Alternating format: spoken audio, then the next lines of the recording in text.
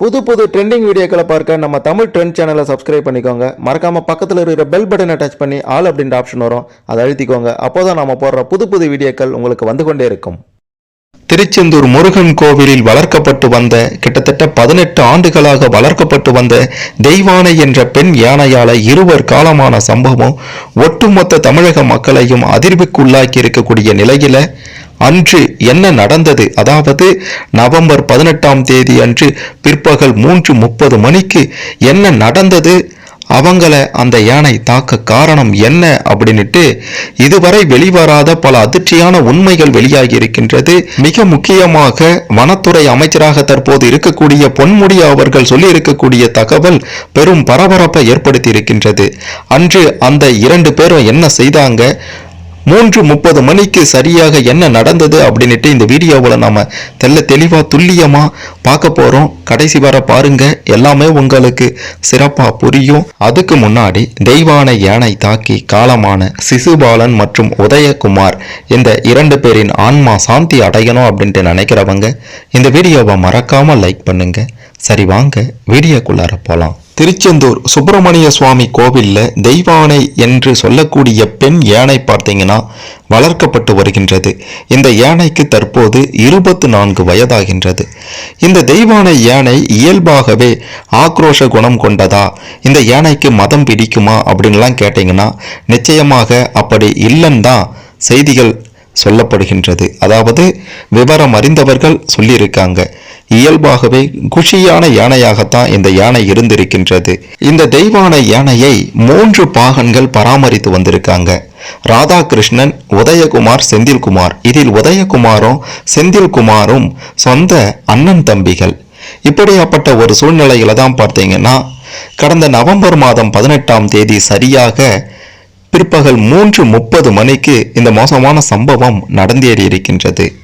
மதிய உணவுக்காக ராதாகிருஷ்ணன் என்ற பாகன் வீட்டுக்கு போயிருக்கிறாரு. அந்த நேரம் பார்த்துதான் 2வது பாகன் உதயகுமாரும் அவருடைய உறவினரான சிசுபாலனும் யானை இருந்த இடத்துக்கு வந்திருக்காங்க.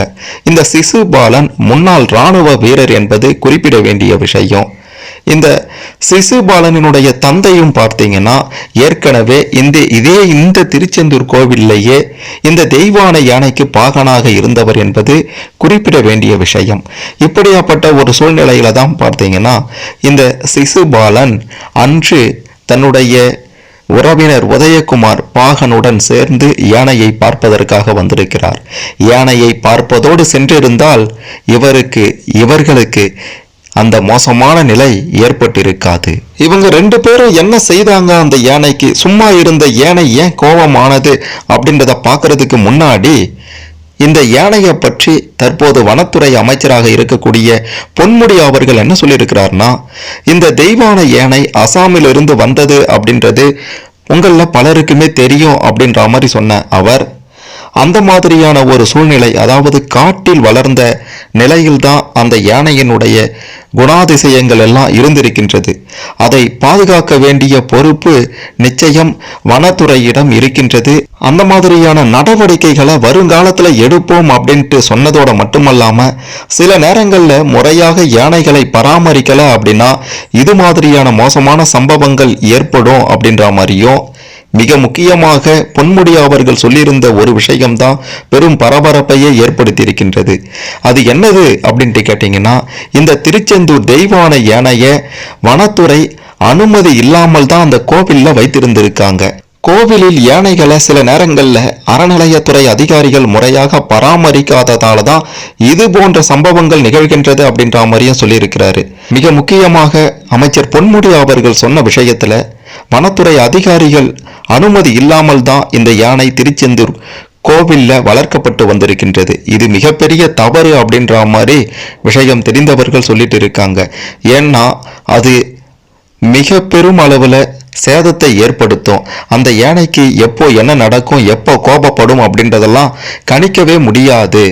அதை பழக்கப்படுத்தின பிறகே, வனத்துறை அதிகாரிகள் அனுமதி கொடுத்த பிறகுதான் இவர்கள் கோவிலுக்குள்ளார அதை அனுமதித்திருக்க வேண்டும் அப்படின்ற மாதிரியும் விவரம் அறிந்தவர்களும் சமூக ஆர்வலர்களும் தற்போது இந்த தகவல்களை வெளியிட்டு இருக்காங்க. அது மட்டும் இல்லாம அறநிலையத்துறை அதிகாரிகள் முறையாக பராமரிக்காததால தான் இது போன்ற ஒரு சம்பவம் நடந்திருக்கு அப்படின்ற மாதிரி சொன்னது அமைச்சர் சேகர் பாபு அவர்களுக்கு சிக்கலை ஏற்படுத்தி இருக்கின்றது. அவர்தான் அறநிலையத்துறை அமைச்சராக இருக்கின்றார். சரி, இந்த 2 பேரும் அப்படி என்னதான் பண்ணாங்க?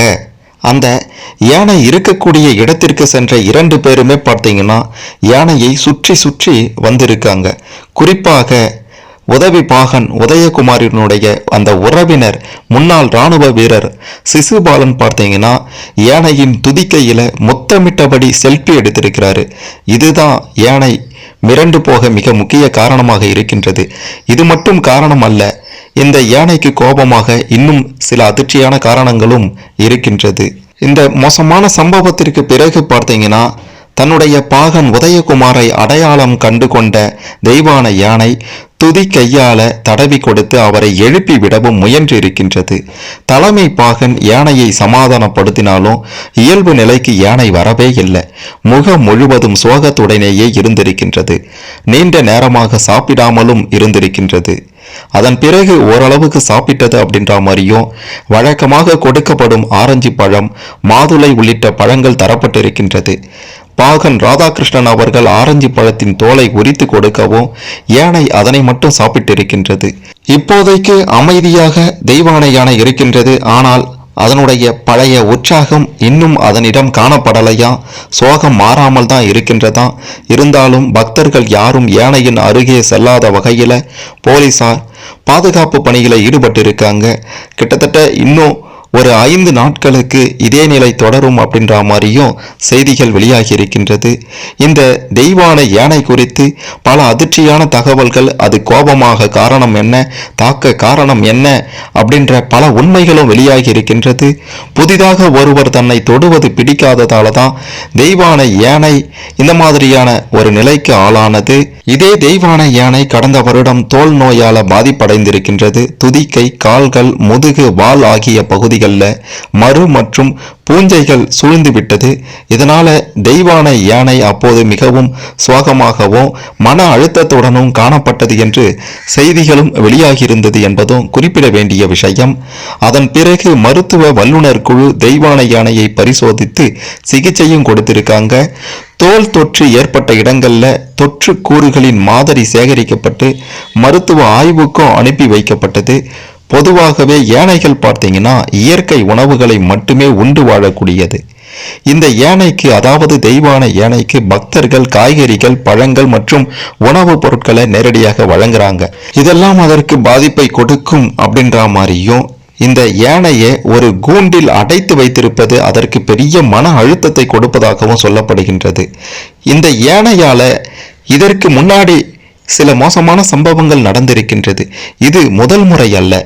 இதே தெய்வான யானை திருப்பரங்குன்றத்தில் இருந்தபோது காளிதாஸ் அப்படின்றவரை தாக்கியது. அவரும் காலமாகியிருந்தார். அதன் பின்பு பார்த்தீங்கன்னா அதிக மன அழுத்தத்தின் காரணமாக இந்த தெய்வான யானை திருச்சி எம்ஆர் பாளையத்தில் உள்ள யானைகள் பாதுகாப்பு மற்றும் மறுவாழ்வு முகாமிற்கு அப்போது அனுப்பி வைத்திருக்காங்க. அங்கு இருந்த போதும் சரண் அப்படின்றவரை தாக்கியிருக்கு. இதனால அவர் மிக பெரும் அளவுல காயமாகி இருக்கின்றார். அதன் காரணமாக இந்த தெய்வான யானையை மீண்டும் அசாமுக்கே கொடுத்துடுங்க அப்படின்ற மாதிரி அந்த மாநில அரசு கேட்டுக்கொண்டது. ஆனா தமிழக அரசு பார்த்தீங்கன்னா அதெல்லாம் வேண்டாம், நாங்க சரியாக வளர்க்கிறோம் அப்படின்ற மாதிரி உத்தரவாதம் கொடுத்திருக்காங்க. மிக முக்கியமாக இந்த வருடம் தேக்கடி புத்துணர்ச்சி மையத்துக்கு தெய்வான யானை கொண்டு செல்லப்பட்டிருந்தா இவ்வளவு கோபம் இந்த யானைக்கு வந்திருக்காது அப்படின்ற மாதிரி வனத்துறை அதிகாரிகள் சொல்லிட்டு இருக்காங்க. அதாவது இதுல நாம பார்க்க வேண்டிய விஷயம் என்ன அப்படின்ட்டு பார்த்தீங்கன்னா, வனத்துறை அதிகாரிகளின் அனுமதி இல்லாம தான் இந்த கோவில்ல யானை வளர்க்கப்பட்டு வந்தது. தற்போது இதே வனத்துறை அதிகாரிகளே தேக்கடி புத்துணர்ச்சி மையத்துக்கு கொண்டு செல்லப்பட்டிருந்தா இந்த யானைக்கு இவ்வளவு கோபம் வந்திருக்காது, இந்த மாதிரியான மோசமான சம்பவம் நடந்திருக்காது அப்படின்ற மாதிரி வனத்துறை அதிகாரிகள் தான் சொல்லியிருக்காங்க. இதை ஏன் அவங்க முன்னாடியே சொல்லலை, முன்னாடியே ஏன் நடவடிக்கை எடுக்கல? வனத்துறை அதிகாரிகளுடைய அனுமதி இல்லாமல் இந்த யானையை கோவிலில் அனுமதித்தது யார்? மிக பெரும் அளவில் பக்தர்கள் கூட்டம் வரக்கூடிய இடத்துல பக்தர்களுக்கு ஆசி வழங்கக்கூடிய ஒரு நிலையில் இருக்கக்கூடிய அந்த யானையை அதற்கு முறையாக பராமரிப்பு இல்லாம கோவிலுக்கு கொண்டு வந்து விட்டதற்கு யார் காரணம் அப்படின்ற மாதிரியும், இந்த யானையால ஏற்கனவே பல மோசமான சம்பவங்கள் நிகழ்ந்திருக்கின்றது.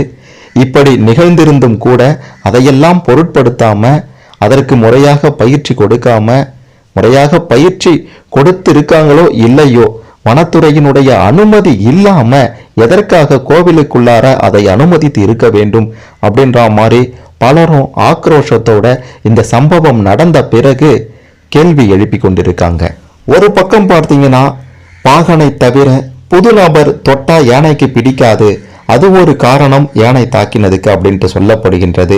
இன்னொரு பக்கம் செல்ஃபி அதிக நேரம் நின்று கொண்டு துதிக்கையை தொட்டு செல்ஃபி எடுத்தது, அதனுடைய அந்த ஃப்ளாஷ் லைட் வெளிச்சம் பார்த்தீங்கன்னா யானைக்கு பிடிக்காது, அதனால தான் இப்படி ஒரு சம்பவம் நிகழ்ந்தது அப்படின்ற மாதிரி இன்னொரு காரணமும் சொல்லப்படுகின்றது.